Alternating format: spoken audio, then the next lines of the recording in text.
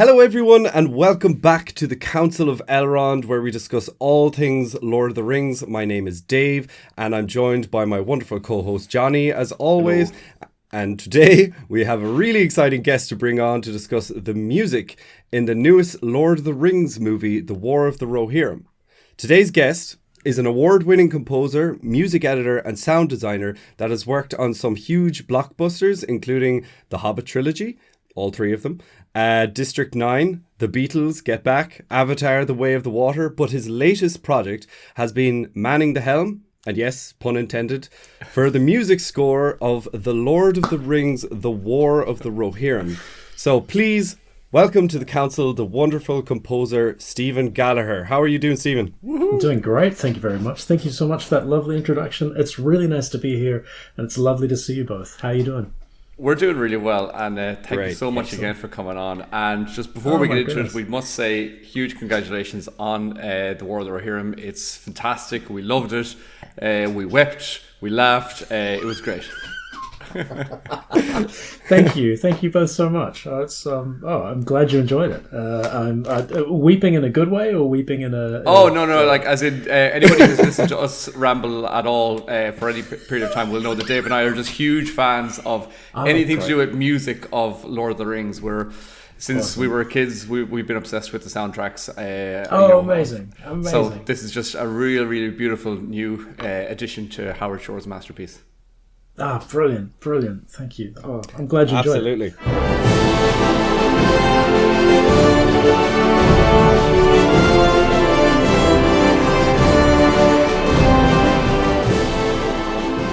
Absolutely, yes. And if anyone wants to hear our thoughts on the film itself and the breakdown, we have an interview with Yoyston that just went up there on Monday in Ireland, so whenever this interview goes out you can go back and check that out. But this is where we're talking all about the music. So I suppose I'll start with the big question, Stephen.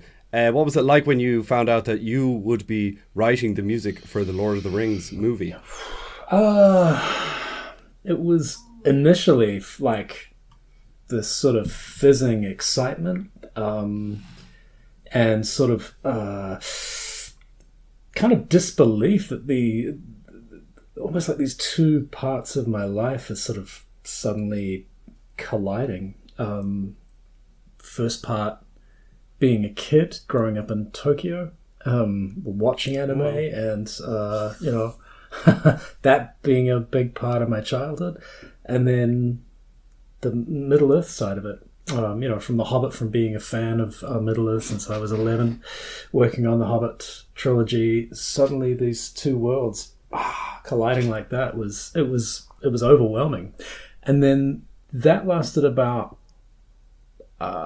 maybe an hour, and that's when the fear kicked in, right?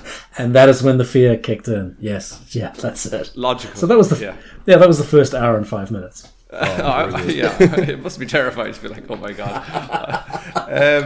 But so you just mentioned that you became a fan of The Hobbit when you were 11. Is that right? Because I want to know, like, are you and have you been a Tolkien fan for a long time? And how did you get introduced to him? How did you discover The Hobbit when you were 11? Through school. Our teacher decided it would be a great idea to read us The Hobbit and then assign it to the class to read. Great teacher. And and in tandem with that, this is so mid to late 80s, the school had a computer lab, and one of the games on the computers was like a text-based prompt Hobbit game. I know it. You know it? Oh, yeah. Well, we've never played it, but we've talked about it on the podcast before. Yeah. Yeah, it was wild. So, reading the book and then playing the game. And then at the same time, a group of my friends started playing Dungeons and Dragons. So it's just all these kind of things happening over a short period of time. And then I started reading The Lord of the Rings. And then I watched the animated Lord of the Rings film, which I still really love. Something about the way, the rotoscoping, the way that the orcs looked still... Oh, the Rankin Bass one. Yeah, strikes me. Yeah, resonates.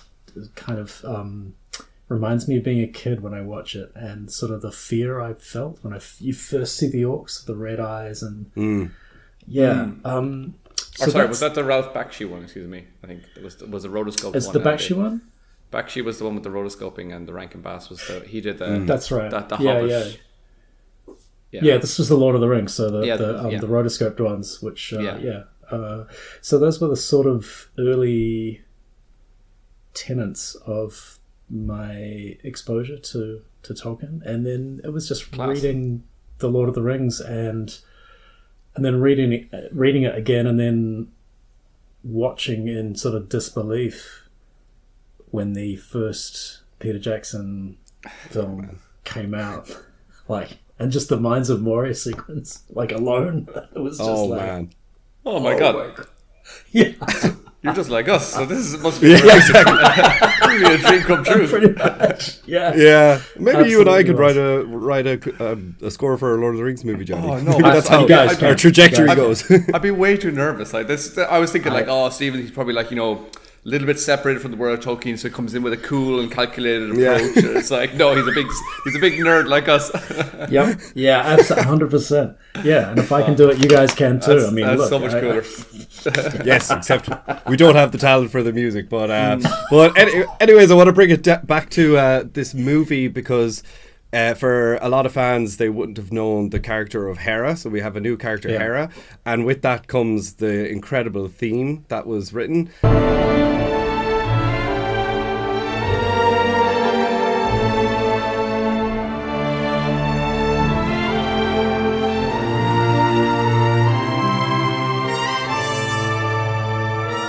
And for me, it seems to be a musical ancestor or kind of a precursor to Éowyn's theme. With a strong opening fifth, and it also has some similar aspects, in my opinion, to the Heroic Fellowship theme. So I wanted to. Yes. Okay, so that's correct. That's good. Would you like to? You got it right. Would you like to talk us through the process and the conception of Héra's theme? Sure. And look, your analysis of it is bang on.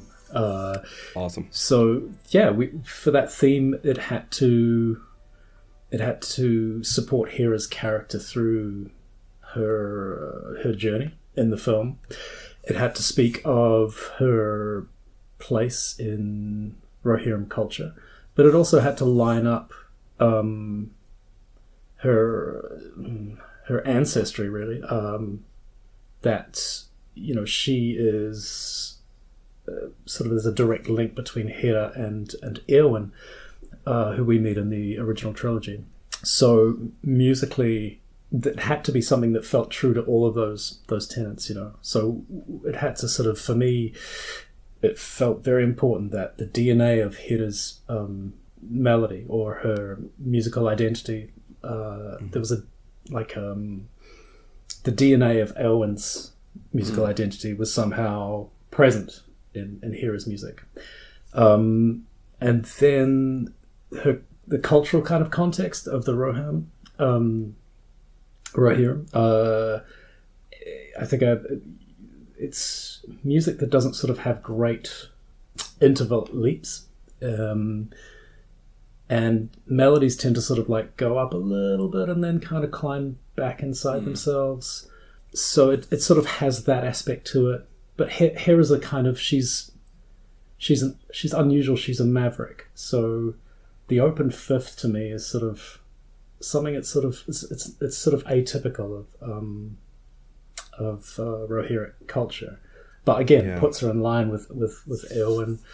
But also fundamentally, it just has to serve the character that is Héra, all of her emotional reactions. She's our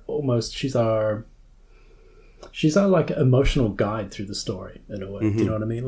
Through her, we see under the sort of the skin of Helm and the other characters. She's our emotional cipher almost. And so the melody, the harmony had to be fleet of foot in that respect. But also because we're in the Lord of the, because of the Middle Earth environment, I sort of wanted it to speak to all of these things, so it took a long time to get it right. And when you listen to it, it's not a complicated melody. It's very simple, and I feel like a real amateur in the fact that it took me, like a couple of weeks of just playing around and going through different variations, and finally when we got that and put it up against the screen and tried it in different speeds, different harmonic contexts, different emotional contexts, it was like, oh, this feels like it sticks. This feels true to the world. And that was some of the best melodies. Some of the best melodies very often are just a very simplistic piece of music. And Dave and I both play music as well, and I'm sure, so we'd all be able to familiarize ourselves with the fact that sometimes when you're trying to write a piece, in my brain I'm thinking more complex and more cool, weird guitar techniques that I've just learned, that equals better music, but that's not the case. And I'm showing someone, look, I just learned this weird one-handed pinch harmonic, and everyone's like, that sounds crap, right. And I'm like, okay, it doesn't actually serve the melody of the song. So so a simple melody can very often be the most. And I have to say, when I first got my hands on this on the soundtrack, I remember, I think it was particularly the song "A Shield Maiden of Rohan" that I was listening to, and I was really blown away by that piece. And I didn't have a piano to hand, but I had my phone, which has a weird little piano app, and I was like, I have to figure out what's going on here. So I was like, and each of the keys are like, half the width of my finger. So I was like trying to play along to figure it out, and I was like hitting like 3 notes at a time with one finger. But I was like, this is amazing. There's a piece there. It's about like 2.5 or 3 minutes in, where it's like it goes through D minor and it goes up and it just jumps into E flat. And I was like, and then it's like pedaling like on the B flat note, which is like the common tone. And then it goes into this weird, mad cluster chord, and I was like, I've no idea what's going on, and I was just like, this is incredible. I was like,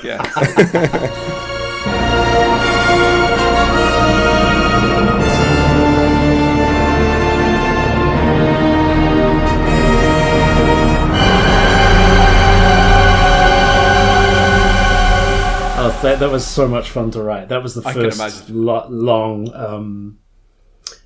long cue that I wrote. And, I wrote it, I think, about 4 times. But the chord when the tower comes down. I'm a big fan of. There's a couple of instances of those. It's basically it's like an augmented fourth, so two. Basically, like 2 triads and augmented fourth apart, right? Right. 2 minor triads. The dissonance is just kind of like, it dissonance really rings is through. Pretty, absolutely. And to make it extra of note, extra impactful, intense. Maybe. Impactful. Thank you. We orchestrated that with this ancient reed instrument called a Rausch fife. Which is like a double cap reed, and it's just outrageous when you hear it in the studio. It's just like it's like a cross between a fire alarm and we layered that in, and we also our amazing Japanese specialist percussionist Joji had this cymbal that he brought in, and he hit it, and it just rang. The resonance rang on for just almost for minutes and minutes and minutes. It was like, hit the cymbal, go and have a coffee, read half of War and Peace, come back, and it's still sort of resonating. And so we layered those things up with the orchestra just to get a real, because the dissonance is one thing. The dissonance really is quite sort of abrasive, but we really wanted to bookmark that particular image sequence of that tower falling onto the ramparts with something abrasive. I think was probably the Yeah, that's cool. I mean, I'm looking forward to rewatching that scene again, actually, because on my second watch of this movie, there were so many things I picked up on, and then especially the music, I got to actually kind of close my eyes at some points and listen to the music. And Johnny mentioned that we're both musicians in our own right, but like maybe smaller. But not very this good. actually this isn't a Lord of the Rings interview. This is a job interview, and we're asking if we can come work for you. The answer is yes. You're both hired. When Sweet. Can you be here tomorrow? I mean, like. Yeah, sure. I mean, jump in my teleporter there. Yeah. Done. No, you're done. That'd be amazing. I mean, the other part of that cue is that Shieldmaiden of Rohan is the showdown between Héra and Wolf, and initially you hear her sort of melody, her harmonic center, and his melody and his harmonic center is quite sort of separate things, right? And sort of like when she's, when she has the advantage in battle, her harmonic center and her melody is sort of much more present, much more commanding than, and his sort of shrinks. The battle is, as you've seen the film, it's sort of in two parts. When she finishes, is this a spoiler free? No. We'll say that now. Spoilers for everyone. Spoilers when she flicks, seems to defeat Wolf and points the blade at his throat and says, "Call off your man, you promised." There's kind of a resolution there, but the battle's not over. And in the following battle, when Wolf is trying to dominate her, it's like his key center and his melody is like superimposed on top of hers. It's trying to sort of like dominate her, and it's trying to sort of destroy her. And I love this kind of stuff. This is so great. and as that fight sort of unfolds, his harmonic and melodic center sort of like fades and fades until she's triumphant. She's triumphant in battle, but it's kind of a hollow victory. So her key center, when it returns standing over him, I took all the thirds out, everything that sort of like defines whether the harmony is major or minor. It's just sort of like, it's kind of like an outline of her harmony. It's like like I said, it's like a hollow victory. It's not really like a triumphant situation. So for that moment when his life sort of ebbs away and his key center and melody sort of just vanishes. Wow. And there's just a sort of thin outline of hers as she stands triumphant over him. We don't really hear her key center, her melody, her identity return in full major glory until the end of the film, where she's riding out. We sort of hear kind of some kind of major harmony, which is we don't hear too much of in the film. So it's probably a little bit more than that's great. It's really interesting. It's really interesting, and I mean, I did want to ask you, because Dave and I, we've kind of speculated on this before, because we've never really seen behind the lens on how the music is created in for scoring of a film. And you were kind of describing that, like, this is what we want to do for this particular scene. And our main question is kind of, how much of the actual finished product and finished scenes are you working with? Is it all completely finished when you come on board? And are you trying to like fit the beats of a piece around a particular scene? Or are you thinking, okay, this could go to the editing board and it could get updated or changed again, and then I have to kind of change the tempo of my piece, or things like that? These are great questions. So question. Sorry, that was just a load of questions. I'm just kind of no, it's great. It's great. It's awesome, man. It's great questions and really important questions. So the first part of that is when I first saw the film, and through large swathes of working on it, we didn't get to see the finished animation or the finished movement. So when I first came on to write, I had the very first thing I had was a script and reference art, or sort of stills. Yeah, the storyboards kind of, is it? Yeah. And that they were so beautiful, and the script was so exciting. So that's what I started writing to. And then slowly I sort of saw like half-finished sequences. But when I started writing the film, when I first got a cut of it, it was mainly like sort of charcoal kind of drawings that sort of look like a cross between like Chagall and sort of cave paintings from the Neolithic. Is it Neolithic? Yeah. Yeah, around that time. Like sort of fairly kind of rudimentary sort of animation. It was only through sort of consulting the script, looking at the reference artwork. Yeah, I have to use my imagination when I see things like that. And for most of the time we were working on the film, we didn't really have the finished animation. So yeah, we were constantly sort of going back and refining, sometimes edits. Sometimes the bits that we were working on, we got updated picture before we headed to the scoring stage, which was useful. And then sometimes while we were on the scoring stage, there'd be updated picture that would come through. And in some instances, we'd have to address that on the scoring stage. And other instances, we would edit our takes together to sort of address the new edits as best we could, as the new picture edits. Yeah. And in some cases, some extreme cases, we rewrote the cues and re-recorded them again.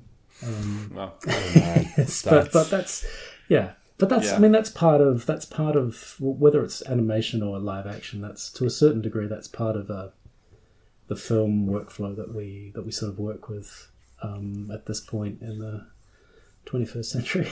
Yeah, fair enough. It's part of the gig. Man, that's tough. Yeah. It is, but it's also sometimes. I have to say, there were a couple of cues that ended up, I think, it was better. Great, yeah. Because we had the opportunity we had time to refine them, and some of the pictures changed. And honestly, the more detail that you can see in the picture, the better job I feel like I can do writing it to the picture. For the first opening, the beginning of the film, the very first time you hear the Rohan theme, like I put that in there way back when we did our first version of it, because it was kind of a pencil outline, and I didn't really know what was happening, but the camera was moving down to this landscape, and I was like, I bet that's going to be Metacelled, and I bet we'll see Edoras or you know. Yeah. Wow, so you're just kind of like, it's like, I have a hunch that this is what's going to happen. Yeah, pretty much. Ends up being a Balrog in the finished product. Yeah. Like, out of here. Did not see that coming. Wow. So when you had when you wrote like Overture then, and like that's the one where it's this like introduction to the world, and like we hear the Ring theme come in and the Rohan theme, of course, and then we get kind of swept off into the new themes that come through. So you're kind of just sort of in your head kind of going, this is probably going to fit just like nicely in, because that was because I listened to it quite a few times, and I thought, oh, this is a really, really nice piece. But then when I watched it in the context of the film, I was like, okay, it really even gives it another dimension to it. So I was like, he's probably like seeing the whole scene play out in front of him, and he knows exactly how many seconds he's working with here, and that's not the case. I mean, no. I think I wrote that piece 3 times because it sort of changed from the early kind of animation to the final version. Had some significant timing changes, right? And then we'd finished that. And it was only after we sort of finished recording it, we were like, what about the titles that happen and the cards that happen before the film starts? In every film in the trilogy, there's that sort of, as the cards come up. Yeah. They have sure, that amazing sort of piece of music, and then the Ring theme comes in, and we were like, yeah. Could we do that? So that was, I think, one of the last things we recorded. Oh, wow, cool. I had such a smile on my face when I was watching that. When I saw like New Line Cinema pop up, and then like the music come in, and I was like, oh my God, here we go. And that's another place we wanted to introduce. We wanted to sort of pay tribute to, the original trilogy. But we also wanted to take that opportunity to introduce some of the new coloristic elements we were going to introduce into the score. So very early on, like about 10, 15 seconds into that, you hear the sort of climbing horn line you hear the first smatterings of the Japanese percussion that is kind of a new color for Middle Earth. And before we head into the ring theme, which we sort of recorded at a little higher pitch, and then we return back to sort of these kind of punctuative kind of Japanese theater gagaku kind of instruments. And it was just kind of a little small, like a welcome. Do you know what I mean? Like a welcome back. It's a little different. Yeah. Wow. It's been a while. It's been a while. It's nice to have you come on in. And can I just pay you one compliment on that song over just as one. well when it comes just one, only one. Yeah, There'll be no more after this, and that is that I've listened to it quite a few times now, and for me the thing is that when it comes into that, the main Rohan theme rings out. We get that da, da, da, da, da.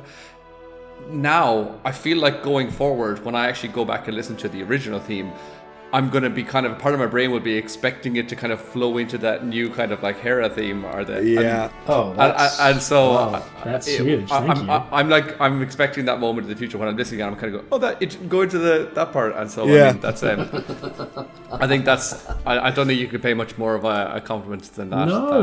That's amazing. Thank you. I'm going to take the rest of the day off after this. That's about the nicest thing anyone's ever said. Thank you so much. Oh, you're very welcome. That's amazing. And speaking about the old trilogy as well, or the original trilogy, I should call it. By the way, it was great to see yourself and the likes of Peter Jackson, Philip O'Boyens, everyone at the premiere, the world premiere in London. So that was such an incredible experience. But I wanted to ask you, because you've worked with the likes of Peter Jackson as the music editor on Beatles documentary series Get Back. And you worked with him and the rest of what people are calling the brain trust of Fran Walsh, Philip O'Boyens. In case anyone doesn't know, you've worked with them on films such as Mortal Engines, The Lovely Bones, obviously each of the Hobbit movies, and now The War of the Rohirrim as the composer. So what is it about the brain trust and Peter Jackson that you love working with? Oh, this could be a long answer, but I will start. Okay, let's start in broad terms. In broad terms, those three are incredibly smart, incredibly hardworking, incredibly generous, and really fun to work with, actually. Do you know what I mean? So, in broad terms, that's it. They make a really great environment, and they're very sort of family orientated people. Yeah, I consider it sort of a real privilege to be able to have worked with them on those projects. And by hardworking, I really I don't actually know. I mean, there've been times when we've been working on films where you're up until 2-3 in the morning. They're in the room with you. Of course. And this is not happening on just, one night. This is on multiple nights through many months. And then they're, they've got 100,000 other things they have to do first thing in the morning. I don't know when these people sleep. But they never stop being hardworking or thoughtful or considerate or deeply curious about things, and I really love that. Wow, yeah, it's great to hear. And you mentioned the family really theme, and like you get that from the vibe of the original trilogy. How not just the crew, but the cast as well. Everyone seems to be a family. They all have matching tattoos, for God's sake. Like, so, it just seems like such an intrinsic family. Nothing says family more than matching tattoos. I mean, me and Johnny and our family, we've got matching tattoos. I want to ask where they are, but I'm at the same point. I understand. You don't want to know. Yeah, you don't want to know. We're good. No, they really are. They have a tremendous sense of family, and they're people who are, like I said, they're always curious. So it's always an adventure in terms of if you're working in a music environment. They're always curious about where things can go and how far things can be pushed, and it takes you places where you wouldn't necessarily think you would end up. But it's always a great place. You might go down some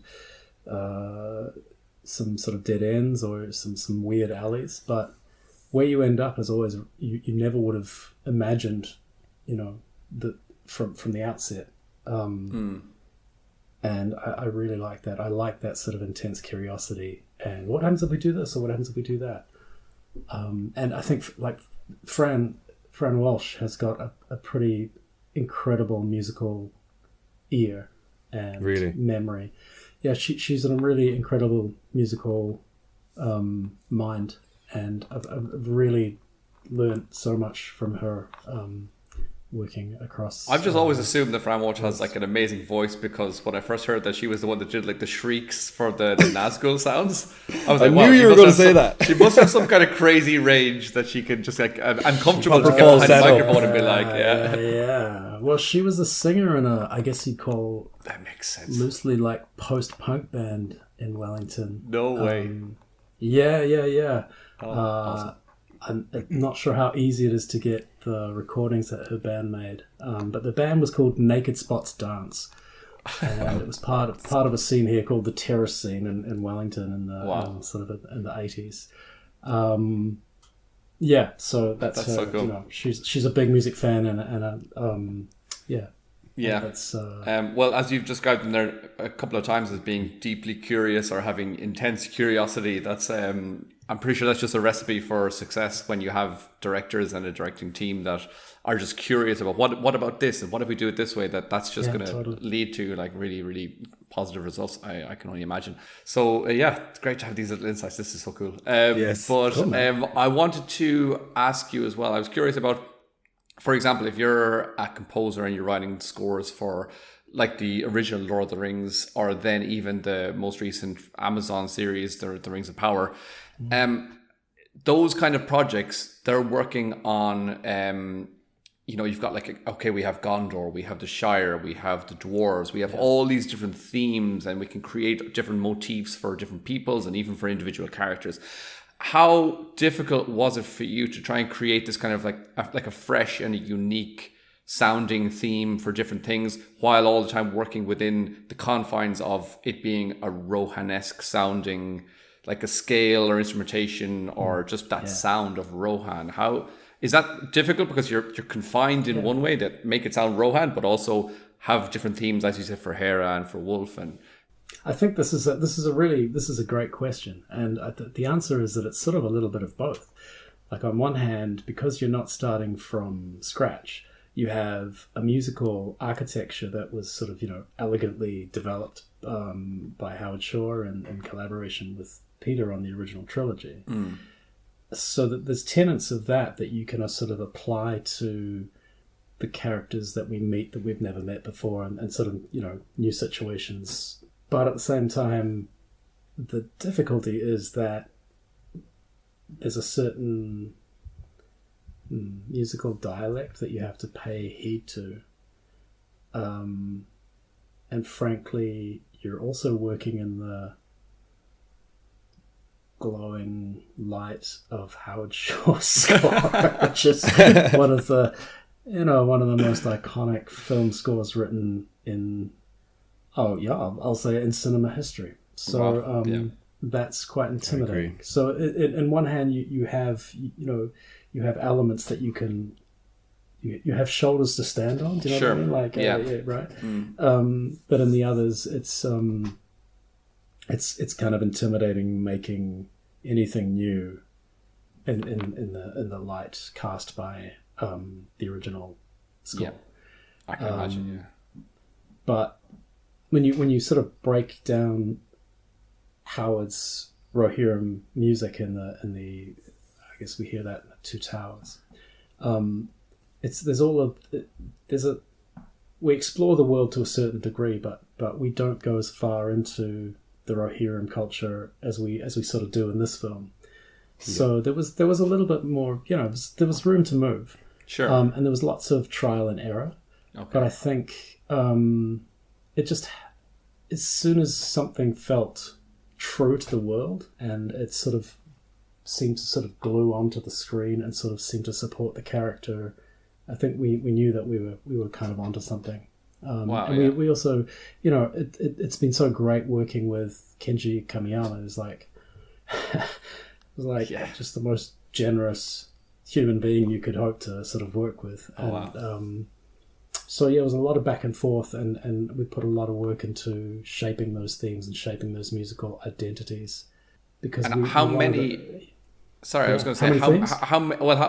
just themes or thematic ideas or motifs do you need when you're like, okay, we've got a project of this scale? Are you thinking, okay, I need to like how many do you kind of like set out to create before you kind of even how many are there, and how many maybe left by the wayside? How many are there? It's a good question. I should have counted them, but I haven't. But let's try it. There's a lot, I'm assuming. I think there's a few, but because this film is really Rohirrim centric, right? We don't see elves, we don't see dwarves, we don't see. There's a number of environments that we don't go into in Middle Earth, so it's kind of it's less crowded in terms of the thematic families. No, of course, there's the theme for Héra, which is called the Headstrong theme, so that's one. There's the theme for Helm. There's the Wolf theme. There's Freylef's theme. There's the Olwen's theme. There's the Shield Maiden's theme. There's the father-daughter relationship theme. There's kind of like a danger catastrophe. It's not really a theme, really. It's kind of more of a series of, I'd hesitate to call that a theme, but it's just a series of harmonic decisions. So maybe 6 or 7 main sort of themes. Yeah. But like when I started out, I was like, okay, we're in a thematic world. It would make sense to have a theme that played for Héra, a theme that played for Helm, for Wolf. But it's along the way, it sort of made, as you see the film unfurl and sort of develop, you find you make discoveries about things that serve the world. And one of those things, I think, is probably, there's a 3-note theme that I didn't start out with initially. But as I worked through the film, it felt important to me that there was like a gossamer kind of thematic thread that bound Héra and Helm, the father and daughter relationship. And something that was threaded through their relationship and changed depending on the emotional temperature throughout the film.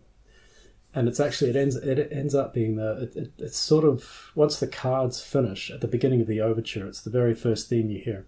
And it sort of reaches its, I was going to say potential. I'm not sure potential is quite the right word, but it reaches its sort of realization or its completeness when Helm and Héra see each other for the last time.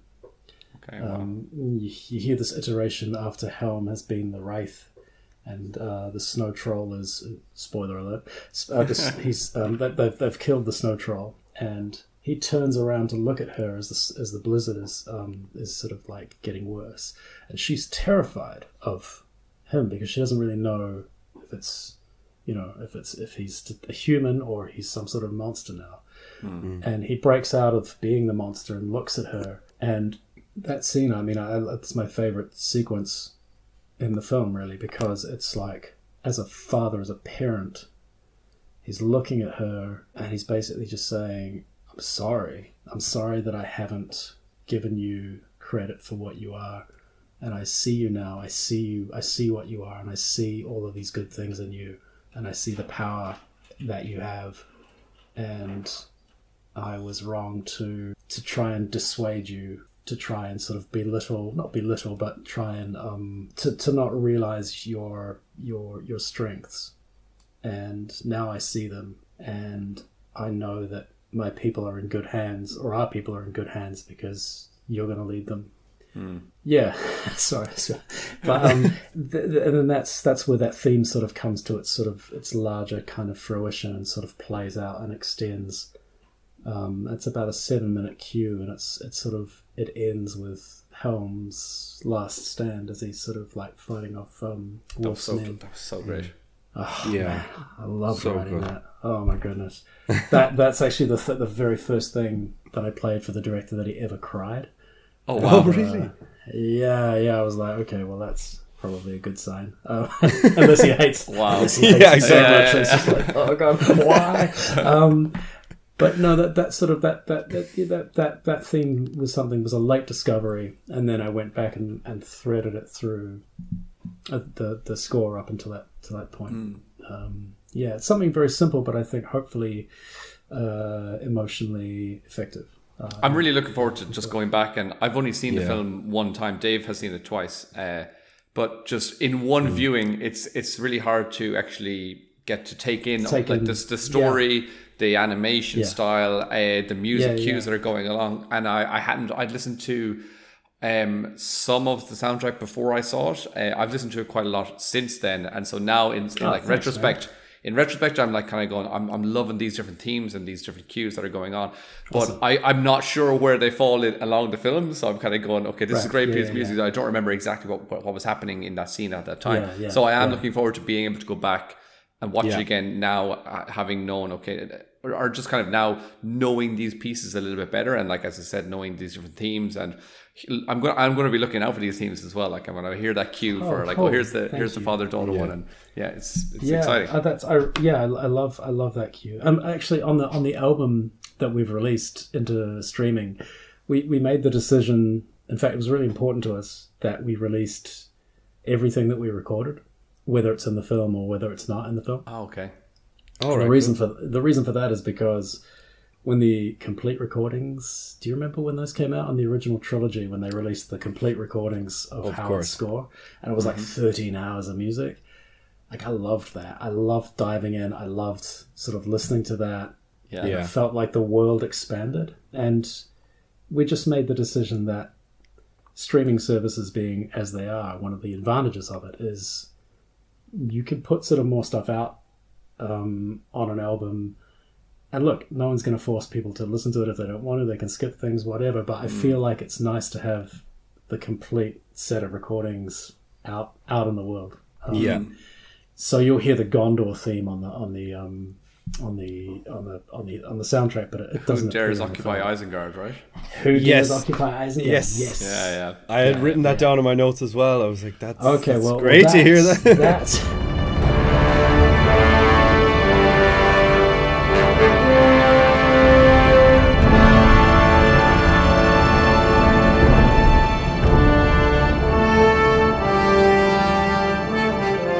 so such a cool theme. We put that in because in the original sequence, as Héra wakes up in the guard tower, when she comes out and opens the curtain to see where she is, to try and get her bearings, there used to be this really dramatic pan down shot of Orthanc.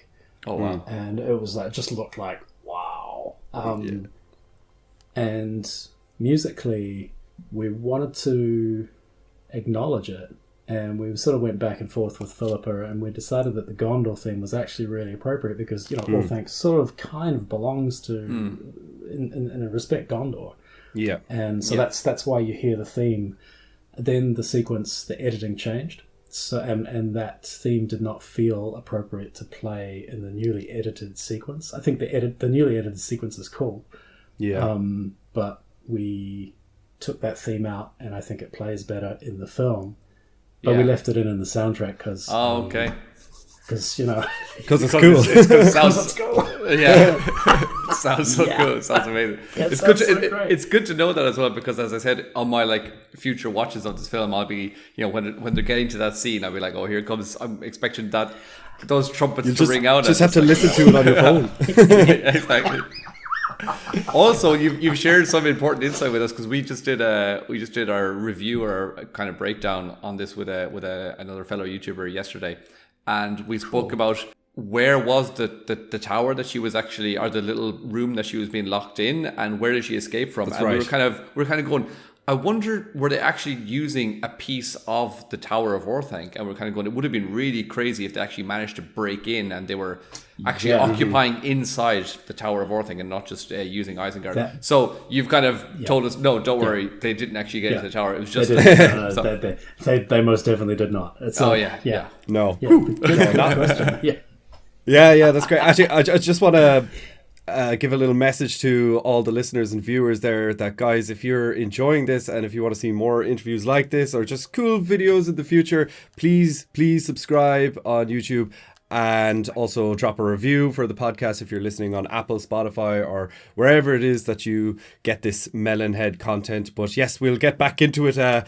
Stephen, I want to say myself and Johnny, but I'm definitely a huge fan of film scores, and thus I would be a huge fan of all the classics like John Williams, Ennio Morricone, of course, Hans Zimmer. He's very big right now, I suppose, and I'm loving everything that Michael Giacchino seems to touch these days, like Batman, even back as far as Up and everything. But other than incredible. I learned that piece on the piano. It took me ages, but I love it. But I just wanted to ask, other than Howard Shore, were there any other composers that you pulled influence from for this movie in particular? Yeah, absolutely. Yeah, no, that's a great question. So I know there was a composer I was listening to a lot, but it's so hard to know if the influence can be heard or not. Is John Adams, who's a American composer based in California. Like a really big fan of his work. And there's a work called Harmonium that he's written, and that's a piece of music that I would listen to every single day.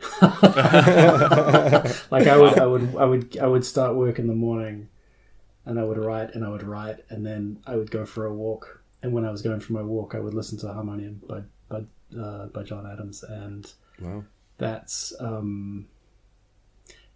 don't know. I just love the piece. I wasn't actually thinking of like ripping it off for this film, or but I do. There was something about the way that he uses the choir and voice in that that I think is so beautiful. So I'm not. I'll have to go back through and maybe do an analysis and see if sort of anything by osmosis sort of crept in. But the other influences are two main ones really.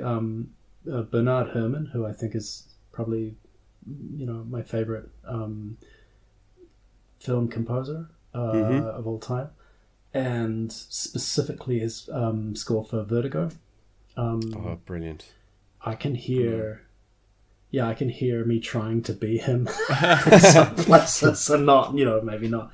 And the other one is a Japanese composer called Toru Takemitsu, and his score specifically for a film called Ran, I really love. And the music producer Mark Wilshire, who's a great friend of mine who worked with me on this film, we had the opportunity, the privilege to fly to Tokyo and meet Kamiyama-san and his team, and in the early days when we're spotting the film, when we saw the animation of the taiko drummers, we were like, well, that's pretty cool. Of course, we'll record big taikos for that if that's what you want.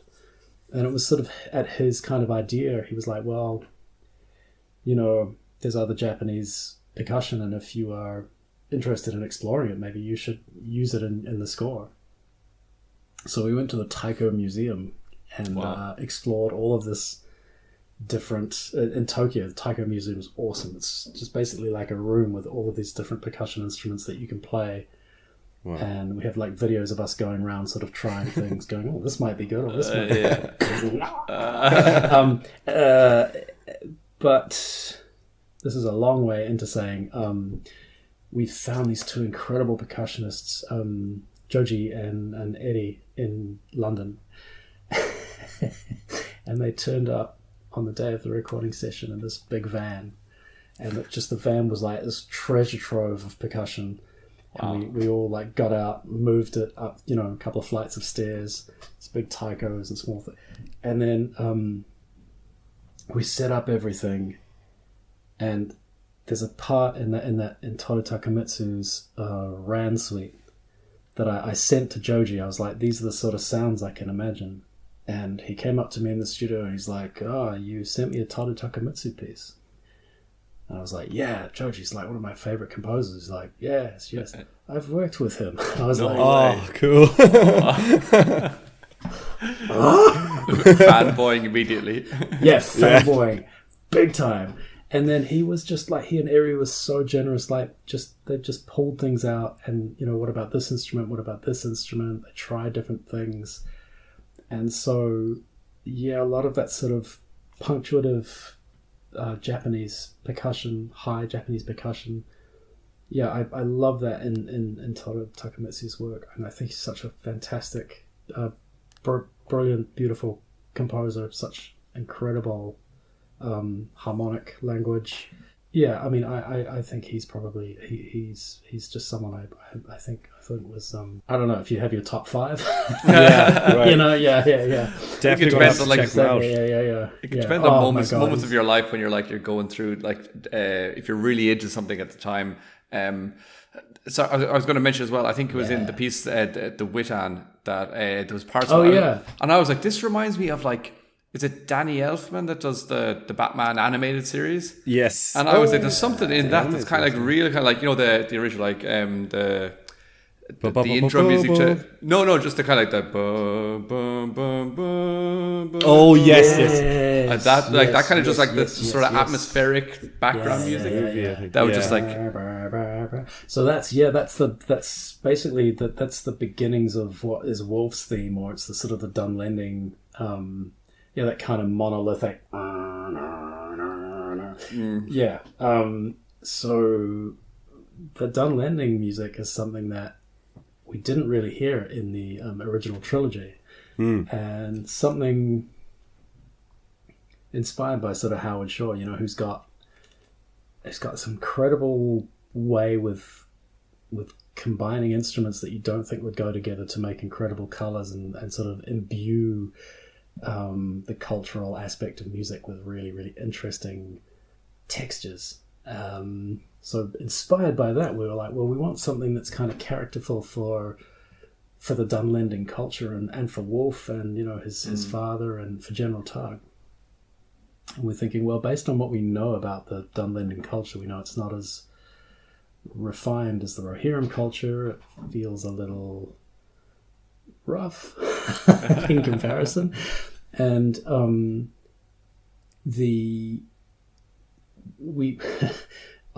Mark and I were looking on YouTube, and we were kind of just thinking about sort of different instruments that we'd like to incorporate, and we thought, well, it needed to be something that was fairly rudimentary, but something that was sort of a little almost unstable. And on YouTube we found this woman called Jude Rees playing the crumhorn, and we got in touch with her, and her friend Dr. Emily Ains came and recorded for us crumhorn, the Rauschpfeife I mentioned earlier, and Shawms. So basically these two are like geniuses of these wind instruments, specialist winds. The instruments that they're playing were sort of developed late medieval, early Renaissance period. And the crumhorn is basically, if I'm going to be flippant, it sounds like a giant kazoo. It's there's no dynamic control whatsoever. It's either it's on or it's off. But it's got this incredible earthy texture to it. And we blended that with all of our low winds, our clarinet, bass clarinet, bassoons. It's sort of got this really earthy, but kind of, it doesn't have a lot of subtlety, but it's just this color that sort of adds this richness and personality to the sound. And then, yeah, it's so lovely. It's just you can sort of luxuriate it. It's and then for the Dunlending, some of the music cues, we doubled the brass, doubled the trumpets with Shawms to sort of give it kind of a softer, older sort of feeling. So these wind instruments, these double reed instruments, to me sound like they've sort of grown out of the earth, and that's kind of the character that we felt would be fitting for the Dunman culture. Wow. Yeah. Yeah, brilliant. Like, yeah, speaking about the instrumentation and just like kind of new instruments that were brought to this project as well, I'm pretty sure I heard Handanger violin as well, and I was like, it wouldn't have been a Rohan kind of bass film if that didn't. First thing, would you be able to explain to our listeners anything about like what is special about this instrument? And then also kind of expand on you've mentioned already the Japanese kind of percussion things. You mentioned the crumb horn. Any other kind of special and unique instruments that you were really excited to have on this project? The other instrument that I really was kind of we had a session where the brass players brought in some old hunting horns and some old kind of more unusual brass, and we got a bunch of textures, just sort of brass textures that are kind of unusual, and we wanted something wild and kind of untethered for the wild men. There's a part where they're sort of about to storm Helm's Deep, what is now known as Helm's Deep, and you see them sort of like with these kind of almost some of these look like Romanesque kind of trumpets, and I hadn't seen these kind of brass instruments or heard them before. Wow. But all the brass players are so incredible. We recorded the brass in London, and they're so generous. They just bought these things out and just like ripped into them. It was just like, it's all great. We'll take everything home. And it's I mean, that's the other thing about working with the musicians that we got to work with on this film. All of them, every single one, so generous and so patient. So all of the musicians we were fortunate enough to record, it was all just a joy, Like I can't say I enjoyed anything more than anything else. It was just, I guess, the things that really sort of stood out are the instruments that I'd never heard or never had the opportunity to record before. And then also just little things like little kind of emotional moments where on our first day in London recording brass, when I came out and tried to just to say hi everybody, thanks for doing this, thanks for not throwing anything. It was a point where I sort of said, hey, did any of you actually play on the original trilogy? And a lot of the brass players put their hands up. Wow. And I was like, wow. Oh my goodness. In the presence of greatness. Love, autographs.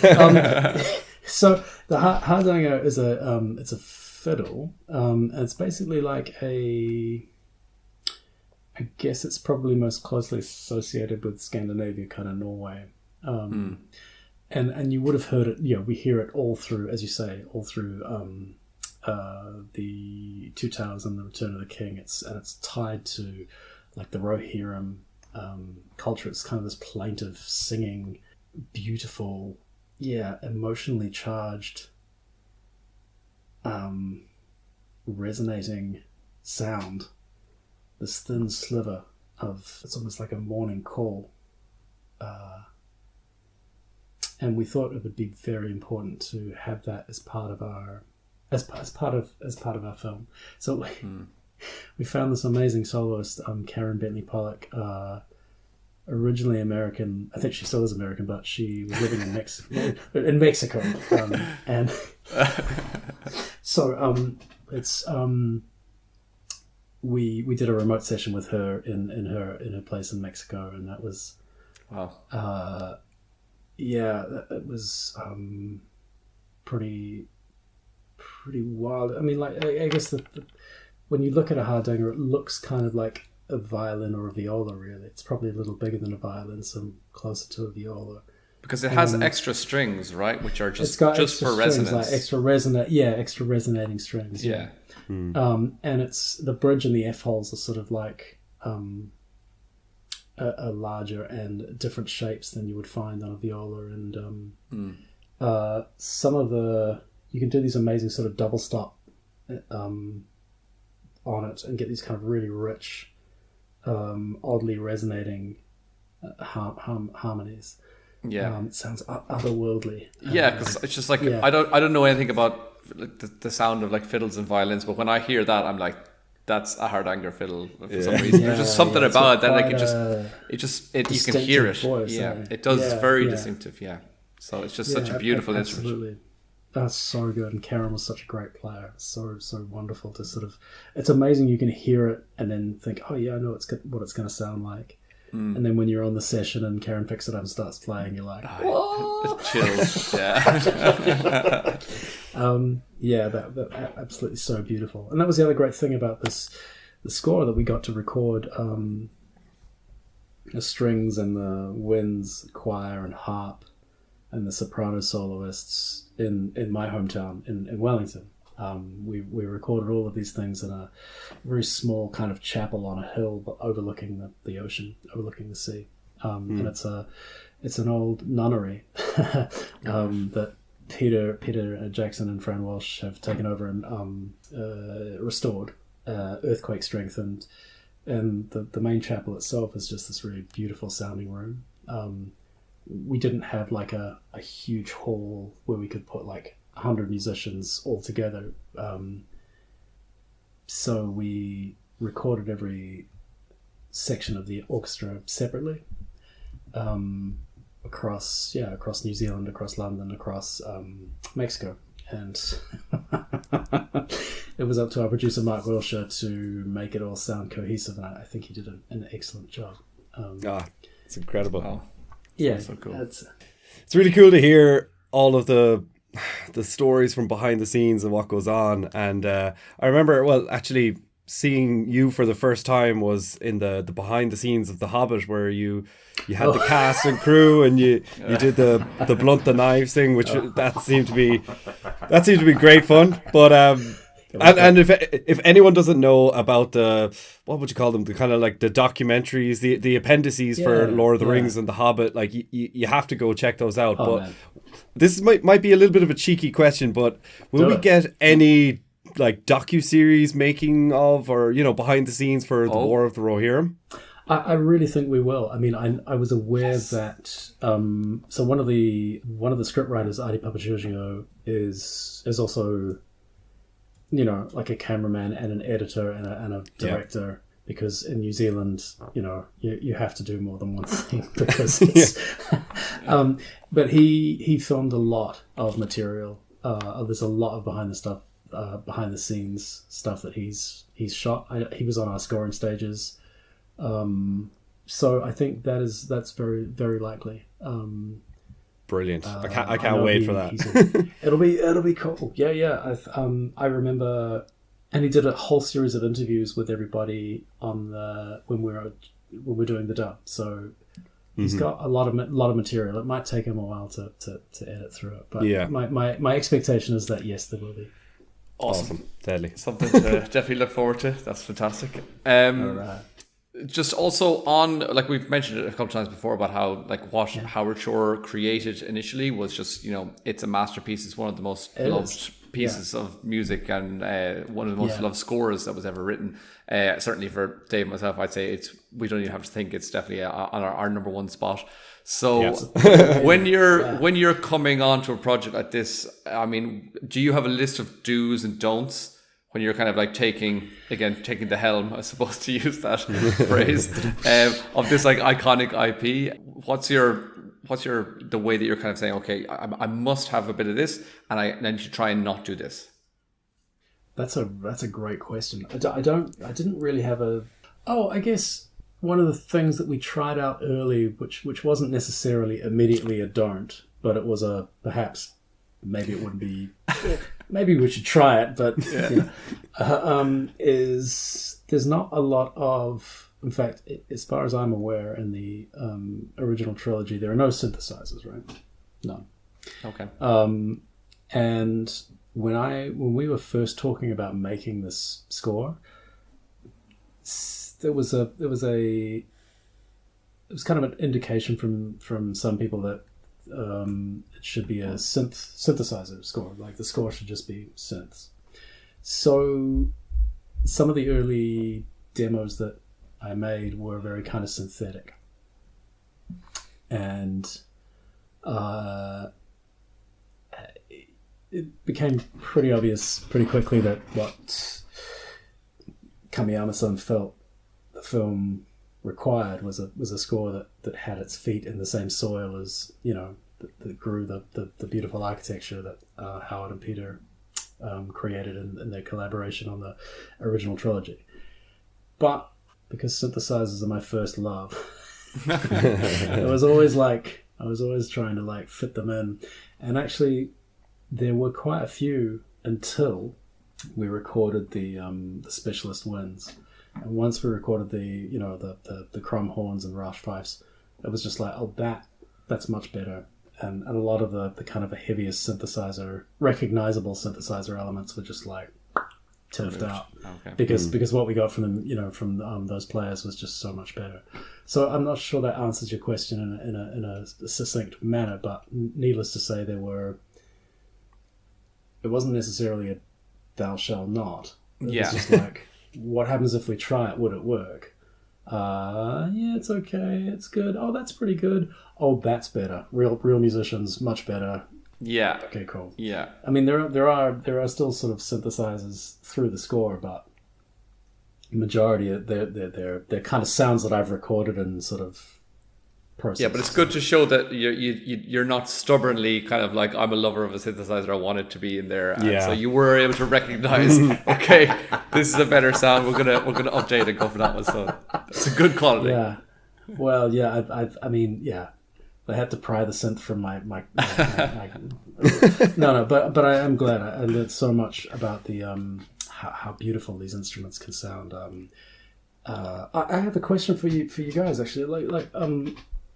What are the films that you've seen this year that have resonated with you the most? Like, if you've got like a top 5 films of the year, well, I'm just curious what you'd recommend. I would definitely throw Dune Part 2 in there, and with the score as well. Like, I think we got the news that Hans Zimmer is not going to be allowed to enter into the Oscars, or he's not applicable to win an award because there weren't any new themes, and he's basically said, well, I can't make new themes for the same characters, and it absolutely made sense, but like it seems heartbreaking because my God, I love the music. It's an incredible movie, and the score is absolutely insane as well. Yeah, it's really great. Any other ones, Johnny? Can you think of any off the top of your head? I'm going blank. I can't. Like, that was. That's all good. I didn't mean to put you on the spot. I'm sorry. No, that's fine. That after was we're putting you on the spot non-stop here. Yeah. I don't have to answer questions here, okay? I'm doing the interview.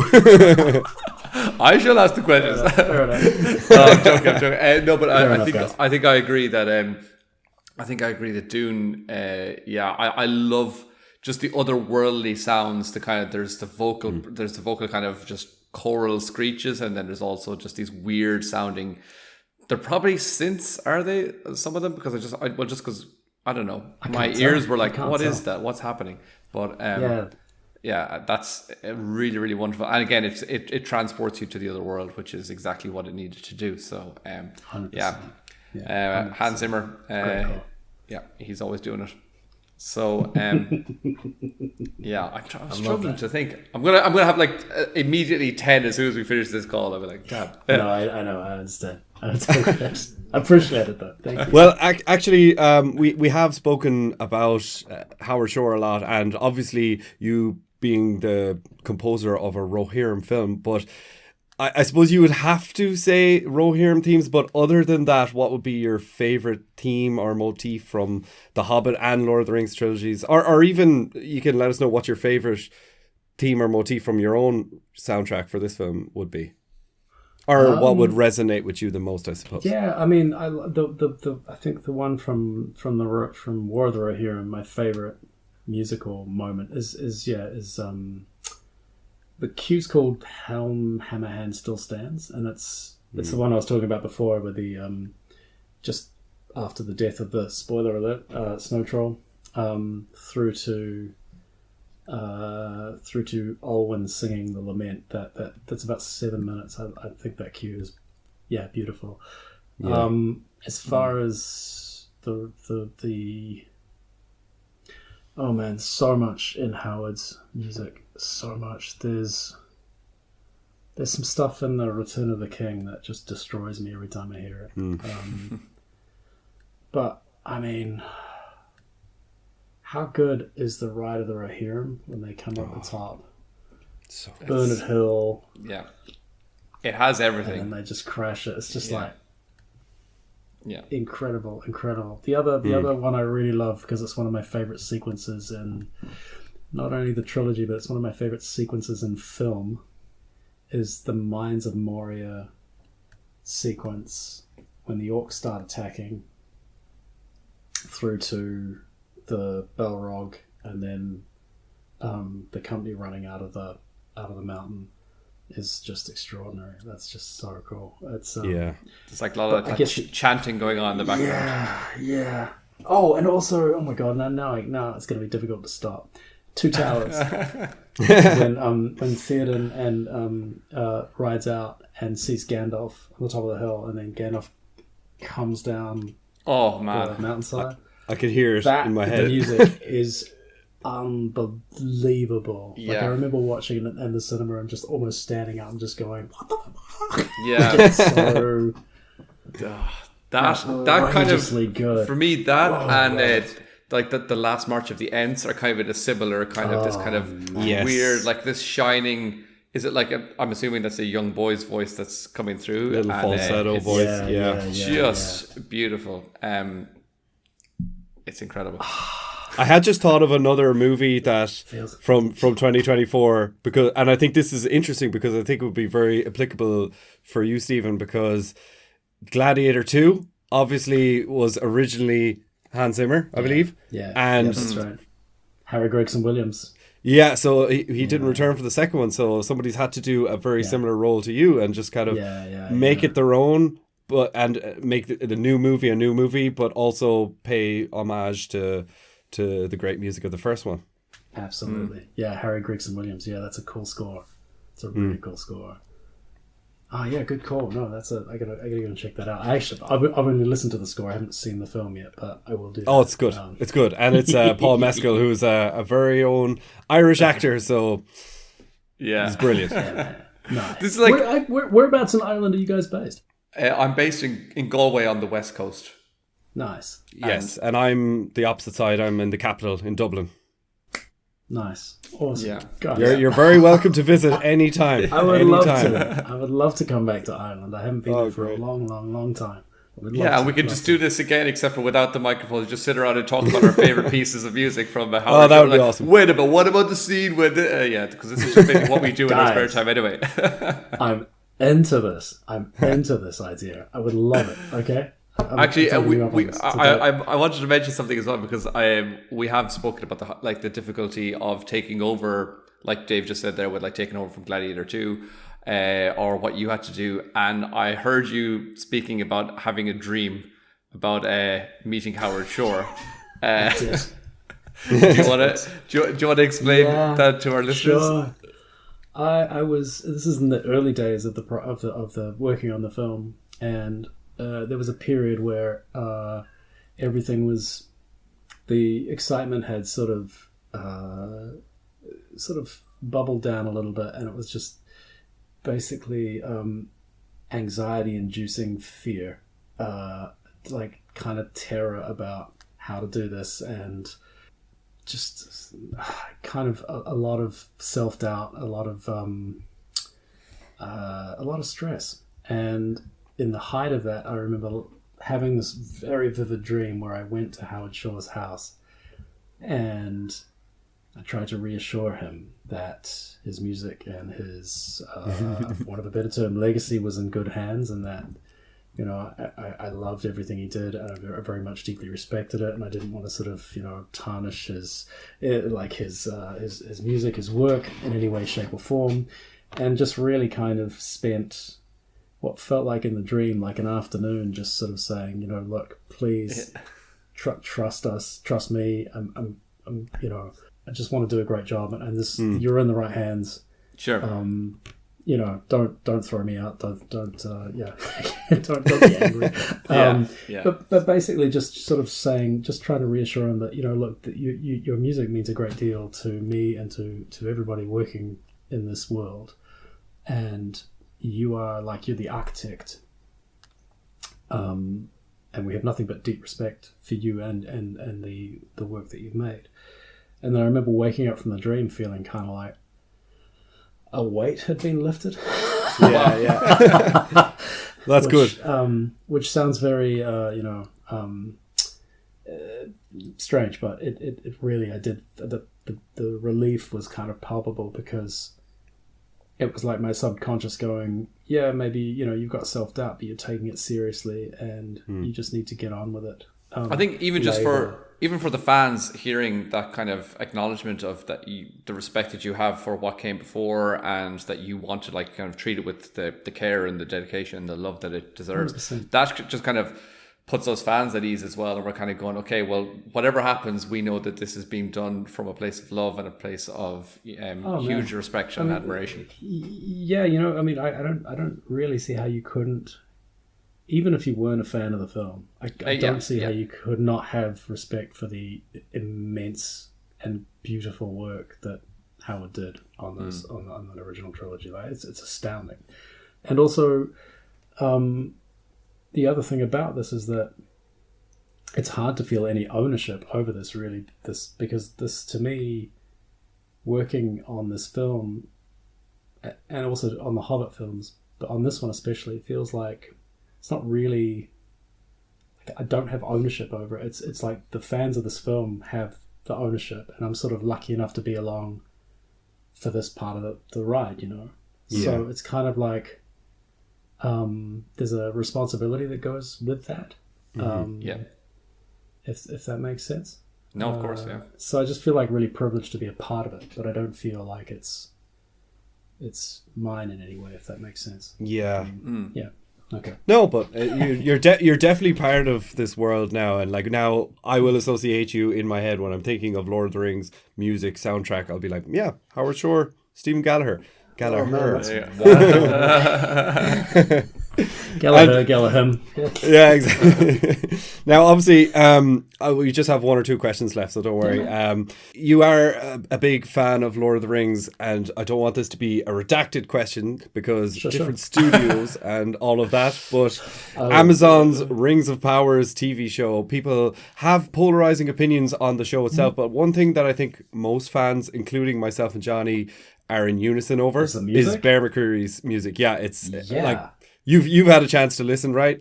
What are your thoughts of his work? I think he's amazing. Like I before I heard the first thing I ever heard him do was the Battlestar Galactica. Yes, like that was astounding. But okay, he's a magnificent composer, right? Difference between working on a film and then working on a TV show is that with a film you have a long arc where maybe you have like one or two scoring sessions, you mix, you're done. This is broadly speaking. Yeah. TV, you've got episodes, you've got the deadlines, which are insane, the amount of pressure. So just like remove the quality of the music that he's putting out. Just the pressure and the deadlines that he has to deal with and the logistics that he has to deal with are outrageous. Okay, the fact that the stuff he's writing is so good, consistently good, he's great. He is. I think the music is extraordinary. He's amazing. Yeah. And yeah, no, 100%. He's he's a force of nature, I reckon. Well, incredible. And if we ever get a chance to talk to him, I'll be asking him the same question about yourself. So I'll be interested. You know, his answer will be who? No. Definitely not. Stephen, thank you so much for your time. Before I let you go, I have another question for you. The last one. Sure. No, we know that the Hunt for Gollum movie is coming up in 2026, as it's slated now. I want to ask you, will we be seeing you return to Middle-earth in any shape in the future? I mean, I hope the answer is yes. I don't know. We haven't really had those conversations yet. But I would love the opportunity. Like any opportunity to work with those people, I would drop everything for. They're just wonderful. But who knows? As a fan, if I could have my wish, I would just like, if Howard Shore returns, that would be pretty cool. Wow. So, or collaboration. I don't know. Yeah. Oof, man. Ooh. Wow. Yeah, that collaboration would be him writing music and me weeping in a corner going, or me making tea. I don't know. But yeah, I mean, look, I honestly, we those conversations, I'm not sure. I think they're in progress, but we have not had any. There's a lot of things to fall into place before that happens. But of course, I would, gladly take any opportunity to go back to Middle-earth with those people. Absolutely. Wow. So if I hear anything, I'll let you know. Great, please do. Yeah, give us a little update. But I know we are actually out of time. That's one of the title pieces from the album as well. But before I just I've loads of things just spring into mind that I wanted to ask that I forgot to write down. But no problem. Not a question, but I just want maybe just to say thank you for including the lament song as well. That was just.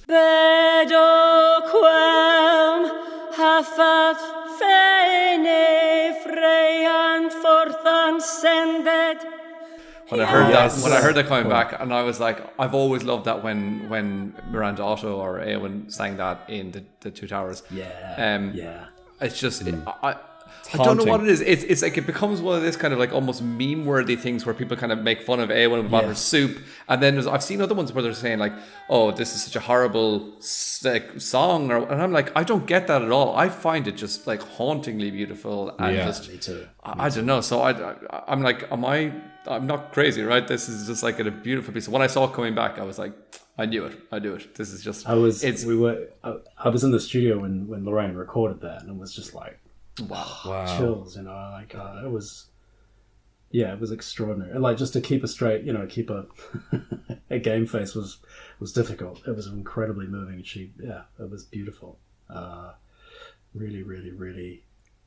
Even without looking over the images, just hearing her sing that, it's a really felt very lucky to be in there. So I'm glad that you like that, and no, you're not crazy. I think it's a great piece of music too, so I'm happy that you like it. Gentlemen, may I say sincerely, it's been a real privilege to talk with you both. Thank you so much for having me on, and thanks for dealing with my vagueness and my rambling chat. But not at all. It's been thank you. Pleasure. Edit to your heart's content is all I can say. No, before we let you go as well, are there any websites or socials you'd like to direct our listeners to find more information about you or your work? Sure. I mean, you can find me I'm on Facebook, I'm on Instagram, Stephen Gallagher Music. Reach out, you can message me, I will reply. And if you have any questions, feel free to send them to me. I may not always know the answer, but if I don't, I will do my best to find somebody who does. But also, I just wanted to say, look, a number of people have, throughout the process of working on the score, just so many people who I've never, met before have written such nice and such lovely, supportive things. And I just wanted to say that, that just means a huge amount. a great deal. I'm deeply touched by that, and this is not something that I've ever really had in my life before, and I can't take it for granted. So I just wanted to say thanks for the love, and thanks for listening, and I hope to see you in Ireland, guys. Yes. Oh yeah. Well, you've definitely got two new fans here, lifelong fans, and we're trying to we'll try and get as many of our listeners to become fans as well. No, we've never been to New Zealand. That is definitely on our bucket list. Over here, you'll like it. Yeah. All right. We're going to love it. Call me. We will be there. We will be there. And, all right. Send the kettle on. Email. Hell yeah. Send me your email, and we will meet up, and you will like it. You will like Incredible. It. It's cool. Oh, yeah. I just want to encourage all the listeners and viewers as well to go check this movie out if you haven't. Even if you're not the biggest fan of anime, I absolutely recommend seeing it in theaters, and please don't wait for it to go out on streaming. Go watch it on the big screen, and if you've seen it, check it out again, as I've done, because there's so much more to unpack. The first time, you're just going to be in awe of being in the theater watching a Lord of the Rings movie again, but you need to go back, see it a second time, appreciate the music, appreciate all the Easter eggs, and then just sit and let that score and the story take you in. But yes, Stephen, thank you so much. That is all for today.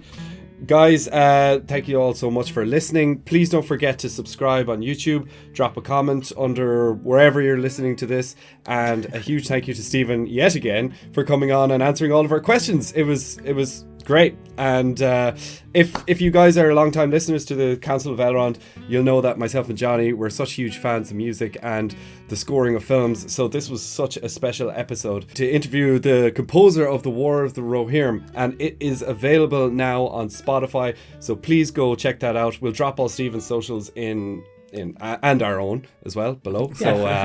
So check them all out, guys, and until next time, goodbye and Namarie. See you guys. Peace.